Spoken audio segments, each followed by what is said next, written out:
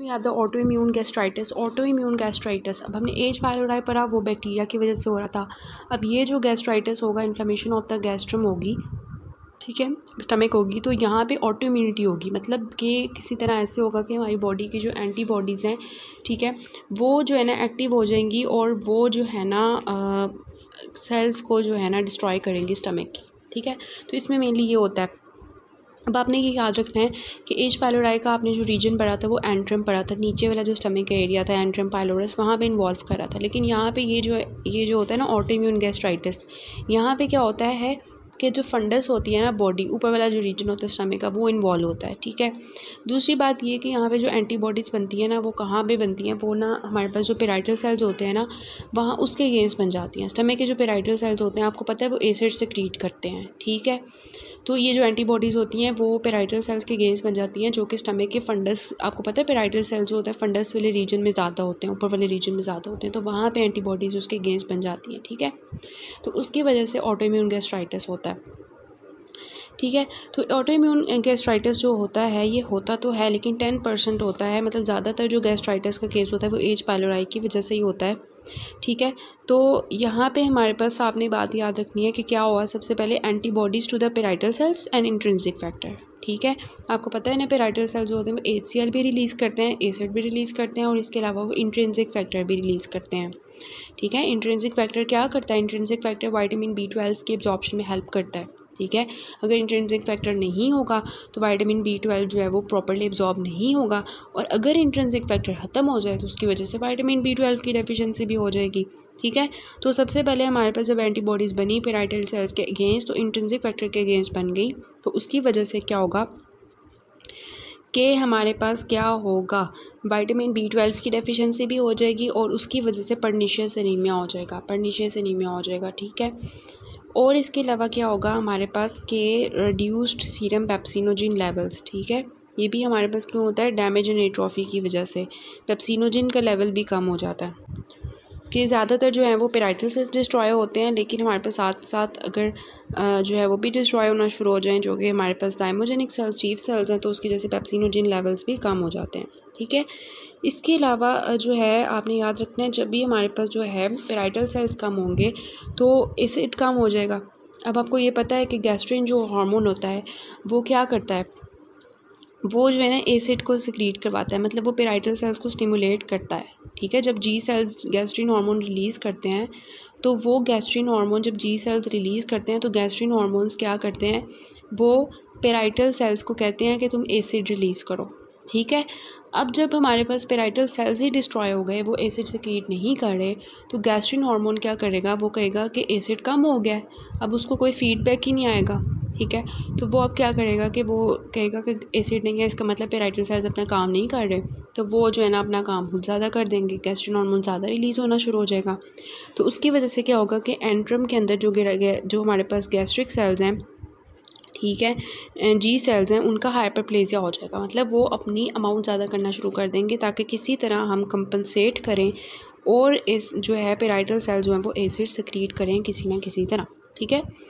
तो इसमें हमारे पास क्या होता है कि जब हमारे पास पेराइटल सेल्स खत्म हो जाते हैं तो गैस्ट्रिक एसिड सेक्रीशन कम हो जाती है, इसको हम कहते हैं एक्लोरहाइड्रिया, ठीक है। तो क्या हुआ, एंटीबॉडीज़ बनी पेराइटल सेल्स के अगेंस्ट, ठीक है, और पेराइटल सेल्स खत्म हो गए, इंट्रिंसिक फैक्टर खत्म हो गया, पेराइटल सेल्स खत्म हुए तो एसिड सेक्रीशन कम हो गई, इंट्रिंसिक फैक्टर खत्म हुआ तो विटामिन B12 की डेफिशिएंसी हो गई, जिसको हम पर्नीशियस एनीमिया की तरफ लीड करते हैं, ठीक है। और इसके अलावा क्या होता है, जी सेल्स हाइपरप्लेजिया हो जाता है, ठीक है। जो है हमारे पास एंडोक्राइन सेल हाइपरप्लेजिया हो जाता है और पेप्सिनोजिन का लेवल भी कम हो जाता है, ठीक है। अब हम इसकी देख लेते हैं पैथोजेनेसिस। तो पैथोजेनेसिस हमारे पास जो इम्यून मेडिएटेड लॉस होता है पेराइटल सेल्स का, ठीक है। मतलब उसी तरह क्या होगा कि एंटीबॉडीज़ बन जाएंगी किसके अगेंस्ट, पेराइटल सेल्स के अगेंस्ट, ठीक है। और हमारे पास जो है पेराइटल सेल्स भी ख़त्म होना शुरू हो जाएंगे, एसिड भी कम हो जाएगा और इंट्रिंसिक फैक्टर भी ख़त्म हो जाएगा। ये वही पैथोजेनेसिस में वही चीज़ लिखी हुई है, ठीक है। एसिड सेक्रीशन कम होगा तो जिसकी वजह से क्या होगा, गैस्ट्रिन रिलीज़ होगा, ठीक है। और उसी तरह हाइपर गैस्ट्रिनीमिया हो जाएगा, ठीक है, हाइपरप्लेजिया हो जाएगा जी सेल्स का, इंट्रिंसिक फैक्टर ख़त्म हुआ तो विटामिन B12 की एब्जॉर्प्शन ख़त्म हो गई, जिसकी वजह से पर्नीशियस एनीमिया, जिसको मेगलोब्लास्टिक एनीमिया उसको हम कहते हैं, वो हो जाएगा, ठीक है। और इसके अलावा जो है जो पेप्सिनोजेन लॉस होता है वो चीफ सेल्स के कम होने की वजह से होता है, ठीक है। ये हमारे पास जो है एक क्लोराइडिया कॉज करता है, और ये सब कुछ वही लिखा हुआ है जो हमने ऊपर देखा है, ठीक है। तो ये हमारे पास इसकी पैथोजेनेसिस होती है कि किस तरह से मैंने बताया कि सबसे पहले पेराइटल सेल्स खत्म हुए, ठीक है, इंट्रिंसिक फैक्टर खत्म हुआ, उनके साइंस आए, जी सेल ज़्यादा हुआ, उनका हाइपरप्लेजिया हुआ और इस तरह से प्रॉब्लम आई, ठीक है। तो ये सब कुछ होता है। क्लिनिकल फीचर्स में क्या होगा, ऑब्वियसली वही सब कुछ, पर्नीशियस एनीमिया, विटामिन B12 की डेफिशिएंसी की वजह से। सो ये हमारे पास था कि how the autoimmune gastritis occurs, ठीक है, और उसमें क्या क्या होता है। अभी इसकी मॉर्फोलॉजी हम देखते हैं। तो अगर हम ग्रॉस देखेंगे ना तो ऑब्वियसली वहाँ पे ऑटोइम्यून डिस्ट्रक्शन हो रही है, ठीक है। तो हमें वहाँ पे क्या नज़र आएगी, गैस्ट्राइटिस है ना, तो इन्फ्लेमेशन नज़र आएगी ग्रॉस में, फंडस और बॉडी के रीजन में, ठीक है, रेडनेस नज़र आएगी, और वहाँ पे हमें डिफ्यूज़ एट्रोफिक गैस्ट्राइटिस नज़र आएगा, ठीक है। मतलब कि डिफ्यूज़ मतलब कि फैला हुआ, ठीक है, गैस्ट्राइटिस, एट्रोफी हुई होगी, फैली हुई एट्रोफी, ठीक है, डिफ्यूज़ एट्रोफी, जगह जगह से एट्रोफी हुई होगी, ठीक है। मतलब एट्रोफी मतलब वो जो हमारे पास रिग्रेशन होगी, साइज़ ऑफ सेल्स कम हो गए होंगे, साइज़ भी कम हो गया होगा, और उनका जो नंबर है वो भी कम हो गया होगा। मतलब इस तरह से एट्रोफी हो जाएगी ना, डिफ्यूज़ एट्रोफी हमें नज़र आएगी, ठीक है। और अगर हम दूसरी जगह पर देखें तो हमें नज़र आता है माइक्रोस्कोपी में, वो क्या नज़र आता है, मेगलोब्लास्टिक एपिथेलियल सेल्स नज़र आते हैं, ठीक है। और इसके अलावा हमें क्या नज़र आता है, न्यूट्रोफिल्स नज़र आते हैं, और ज़्यादातर हमें लिम्फोसाइट्स, मैक्रोफेजेस और प्लाज्मा सेल्स नज़र आते हैं, ठीक है। तो मॉर्फोलॉजी में क्या होगी, एट्रोफी आपने लिखनी है लाजमी, ठीक है, याद रखनी है कि एट्रोफी हमारे पास होती है जिसमें लॉस ऑफ पेराइटल सेल्स हो जाता है, क्रोनिक इन्फ्लेमेशन के साइंस हमें नज़र आते हैं, और इंटेस्टाइनल मेटाप्लेजिया हुआ होता है, ठीक है। और जो है ना, फिर हम देख लेते हैं क्या हमारे पास कि ग्रॉस में देख लिया रेडनेस, इन्फ्लेमेशन हुई, और माइक्रोस्कोपी में क्या हुआ कि एट्रोफी, डिफ्यूज़ एट्रोफी होगी, पेराइटल सेल्स का लॉस हमें नज़र आएगा वहाँ पर, ठीक है। और वही इन्फ्लेमेटरी सेल्स नज़र आएंगे, न्यूट्रोफिल्स वगैरह, प्लाज्मा सेल्स, लिम्फोसाइट्स, ठीक है। अब हमारे पास टेबल 15.2 है जिसमें हमारे पास डिफरेंस बताया हुआ है एच पाइलोराई का और जो है ना ऑटो इम्यून का, ठीक है। तो सबसे पहले लोकेशन है, और आपको पता है कि एच पाइलोराई नीचे अटैक करता है, और जो हमारे पास ऑटो इम्यून होता है वो ऊपर अटैक करता है, ठीक है। तो एच पाइलोराई एंटर में होता है, ऑटो इम्यून जो होता है वो बॉडी या फंडस के रीजन में होता है, ठीक है। उसके बाद इन्फ्लेमेटरी इन्फिल्ट्रेट की अगर बात करें तो एच पाइलोराई में हमने न्यूट्रोफिल्स देखे थे और प्लाज्मा सेल्स देखे थे, ठीक है।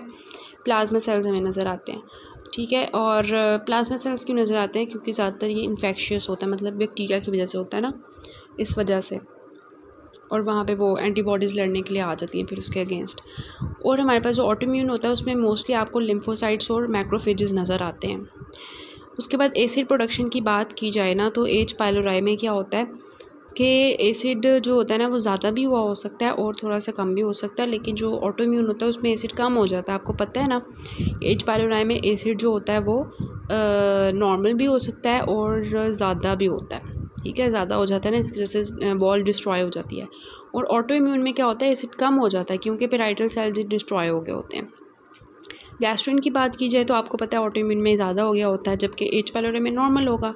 अदर लेजन्स में आपको जो है वो जो ऑटो इम्यून है उसमें न्यूरो एंडोक्राइन हाइपरप्लेजिया नज़र आएगा, मतलब वही जी सेल्स का हाइपरप्लेजिया। और एच पाइलोराई में आपको जो है ना पॉलिप्स नज़र आएंगे, वो आप आगे देखते हैं, आगे हम पॉलिप्स के बारे में पढ़ेंगे, वो नज़र आते हैं। सीरोलॉजी में देखेंगे तो ऑब्वियसली एच पाइलोराई है तो उसके अगेंस्ट एंटीबॉडीज़ ज़्यादा हुई होंगी, और ऑटो इम्यून में एंटीबॉडीज़ पेराइटल सेल्स के अगेंस्ट ज़्यादा हुई होती हैं। स्क्वेली की बात करें तो सबसे पहले जो एच पाइलोराई होता है वो पेप्टिक अल्सर कॉज करता है, पेप्टिक अल्सर की वजह से कैंसर डेवलप हो जाता है, एडिनोकार्सिनोमा, और वो लिम्फोमा कॉज कर सकता है, मॉडल लिम्फ जो हमने पढ़ा था ना उसकी वजह से लिम्फोमा कॉज हो सकता है। जबकि ऑटो इम्यून जो होता है इसमें एट्रोफी होती है सबसे पहले, इसके अलावा पर्निशियस सिनेमा होता है, एडिना कार्सिनोमा भी हो सकता है, और कार्सिनोइड ट्यूमर भी होता है। कार्सिनोइड ट्यूमर में वही जो गैस्ट्रिनोमा होता है जिसमें गैस्ट्रिन हार्मोन ज़्यादा हो जाता है। एसोसिएशंस की बात करें तो H pylori low economic status में होता है, पॉवर्टी, वही जो गंदे खाने खाते हैं, पुअर सैनिटेशन और रूरल एरियाज़ में रहने वाले लोग। और ऑटो इम्यून जो होता है ये हमारे पास एसोसिएशन होती है ऑटो इम्यून डिजीज़ के साथ। फॉर एग्जांपल कोई भी ऑटो इम्यून डिजीज़ बहुत ज़्यादा होती है बॉडी में, डायबिटीज़, ग्रेव्स डिजीज़, थायरोडाइटिस, उनकी वजह से हो जाता है। तो ये इनके कुछ डिफरेंसेस थे।